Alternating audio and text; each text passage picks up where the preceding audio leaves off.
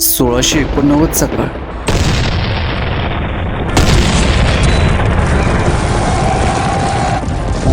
मोगलांचे सैन्य स्वराज्यात धुमाकूळ घालत होते. स्वराज्याचे एक एक बलाढ्य दुर्ग शत्रूंच्या हाती सापडत होते. शंभूराजांच्या मृत्यूनंतर स्वराज्याच्या राजसिंहासनावर शत्रूंच्या नजरा पडत होते. प्रत्यक्ष राजधानी रायगडाला शत्रूचा वेढा पडला होता. याच धामधुमीच्या काळात वयाच्या 19व्या वर्षी वडील शिवाजीराजे आणि बंधू शंभूराजे नसताना शिवपुत्र राजाराम महाराज स्वराज्याची धुरा आपल्या हातात घेतात आणि मग गनिमी काव्याचा उत्तम वापर करून तब्बल 11 वर्ष मोगल बादशाला निकराने लढा देऊन खऱ्या अर्थाने हिंदवी स्वराज्याचे रक्षण करतात.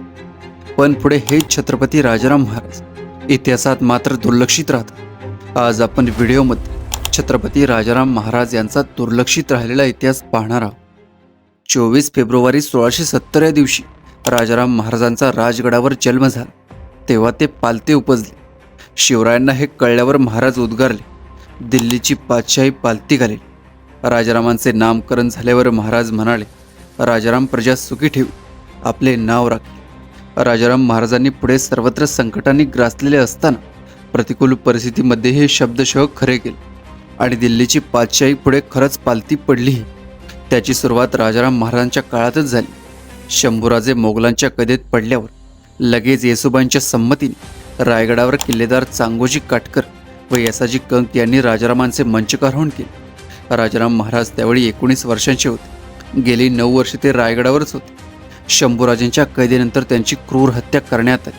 त्यावेळी परिस्थिती अत्यंत बिकट होती. मोगलांनी स्वराज्याला सगळीकडून ग्रासले होते. गेल्या अनेक वर्षांपासून स्वराज्यातले अनेक महत्त्वाचे किल्ले मोगल काबीज करत होते.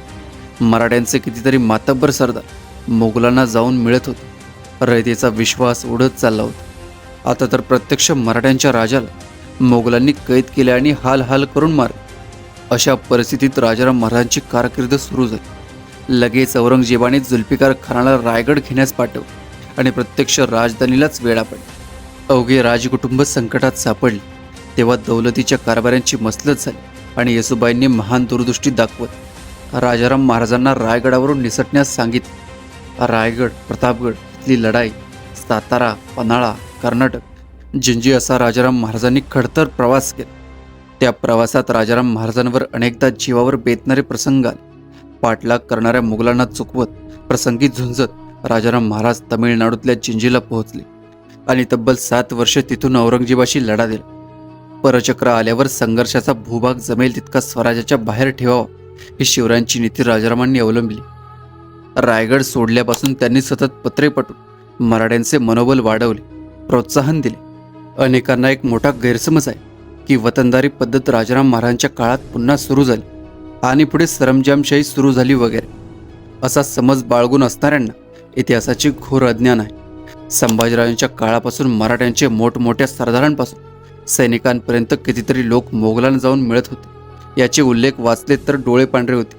राजाराम महाराजांनी स्थिर बुद्धीने, हिमतीने शूर मराठी मंडळींना एकत्र आणून स्वराज्याचे रक्षण केले. 12 सप्टेंबर 1689च्या पत्रात राजाराम महाराज म्हणतात, हे मराठी राज्य, तुम्ही आम्ही मराठी लोक इनामाचे कथा न करिता स्वामी कार्य करावे. 4 जून 1691च्या सनदापत्रात राजाराम महाराजांनी तर मराठी सरदारांना महाराष्ट्र धर्म रक्षण्यासाठी रायगड, विजापूर, भागानगर, औरंगाबाद जिंकून चक्क दिल्ली काबीज करण्यासाठी प्रोत्साहन देऊन सरंजामाची तरतूद केली होती. सेतू माधवराव पगडी लिहितात, 1689 पासूनच स्वराज्य रक्षणाची फार मोठी जबाबदारी राजारामांवर पडली.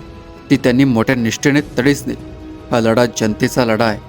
सामुदायिक नेतृत्वाशिवाय हा लढा जिंकणे शक्य नाही हे त्यांना पटले होते. म्हणून त्यांनी आपले सरदार व मुत्सद्दी यांच्या कर्तृत्वात पूर्ण स्वातंत्र्य दिले. राजारामांच्या उदार धोरणांमुळे शेकडो मराठी पुढे आले. स्वराज्याचे आधारस्तंभ संताजी घोरपडे, धनाजी जाधव, रामचंद्रपंत अमात्य, शंकराजी नारायण यांच्या कर्तृत्वाविषयी काय सांगावं. नाशिकपासून तंजावरपर्यंत मराठी संघर्ष देऊ लागले. मोगलांकडून किल्ले परत मिळवू लागले. उत्तरेकडे मराठ्यांची घौडदौड याच काळात सुरू झाली. पराक्रमी लोकांना राजाराम महाराजांनी बक्षिसं देऊन गौरविले, नावाजले. औरंगजेबाच्या छावणीत असलेल्या मोहम्मद अली वारसी याने मोगल साम्राज्यातील तसेच त्याच काळातील अनेक प्रसिद्ध व्यक्तींचे मृत्यूशक नोंदवून त्यांच्याविषयी थोडक्यात पण मार्मिक टिपण लिहून ठेवलेले आहे. राजाराम महाराजांबद्दल तो लिहितो, 9 वर्ष राजारामाने पराक्रमाने आणि तराऱ्याने राज्य केले. म्हणूनच मतभेद व लढाई झाल्यानंतरही संताजी घोरपडे स्वतःचे हात बांधून राजाराम महाराजांसमोर आले व स्वामीनिष्ठेची ग्वाही दिली.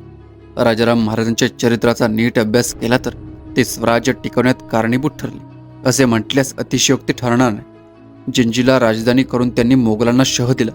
इंग्रज, फ्रेंच, डच यांच्याशी दूरदृष्टीने आर्थिक व्यवहार करून स्वराज्याला आर्थिक बळ दिले. खुद्द औरंगजेबाचा पुत्र कामबक्ष व मोगल सेनापती जुल्फिकार खान यांच्याशी राजकारण साधून मोगल गोटात भेद करण्याची त्यांनी आपली मुत्सद्देगिरी दाखवली. असे त्यांच्या कर्तृत्वाचे कितीतरी अल्पपरिचित पैलू आहे. त्यांच्या आज्ञेने कृष्णाजी अनंत सभासदांनी सभासद बकरीच्या रूपात पहिले संपूर्ण विश्वसनीय शिवचरित्र लिहिले.